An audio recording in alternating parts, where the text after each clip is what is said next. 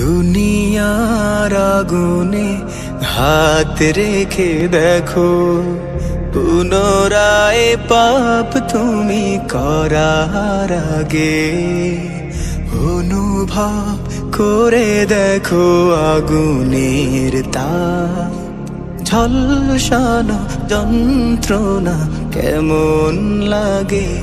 কি করে ভাবছো তুমি জাহান্নামে কিছুদিন পুড়ে ঠিক পাবে জান্নাত।